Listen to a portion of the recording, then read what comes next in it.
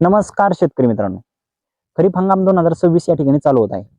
या हंगामामध्ये बरेचसे शेतकरी कापूस पिकाची लागवड करणार आहे. यावर्षी पाऊस काळ कमी असल्यामुळे कापूस पिकाची लागवड करत असताना आपल्याला कमी पाण्यावर येणारे वाण तसेच कोरडवाहू क्षेत्रात चालणारे वाण या ठिकाणी निवडायचे आहे.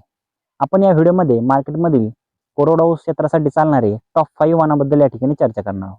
सर्वप्रथम वाण आहे न्यूजिडू सीडचं नवनीत हे वाण. हे वाण तुम्ही कोरडवाहू क्षेत्रासाठी लागवड करू शकतात. हे वाण वेचणीला सोपं आणि लवकर येणारं वाण आहे.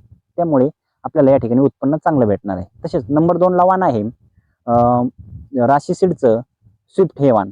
हे वाण देखील लवकर येणारं वाण आहे. कोरडवाहू क्षेत्रामध्ये तुम्ही याची लागवड करू शकतात आणि याच्या पानावर लव असल्यामुळे याला फवारणीचा खर्च देखील या ठिकाणी कमी होतो. तसेच मैको सीडचं आहे धनदेव. या वाणाची देखील तुम्ही कोरडवाहू क्षेत्रासाठी या ठिकाणी लागवड करू शकतात. हे वाण देखील चांगल्या प्रकारे लवकर येतं आणि वेचणीला अतिशय सोपं वाण आहे. तसेच नंबर 4 ला वाण आहे पैसा वसूल. हे वाण तुम्ही कोरडवाहू क्षेत्रासाठी हलक्या जमिनीमध्ये याची लागवड करू शकतात. हे वाण वेचणीत अतिशय सोपं हे वाण आहे. या वाणाची देखील तुम्ही या ठिकाणी लागवड करू शकता. तसेच नंबर 5 ला वाण आहे न्यूजिडू सीडचं आद्या हे वाण. हे वाण वेचणीला अतिशय सोपं, लवकर येणारं, बोंडाची साईज मोठी असलेलं तसेच वजनाला जड भरणारं हे वाण आहे. त्यामुळे या वाणाची देखील तुम्ही या ठिकाणी निवड करू शकता.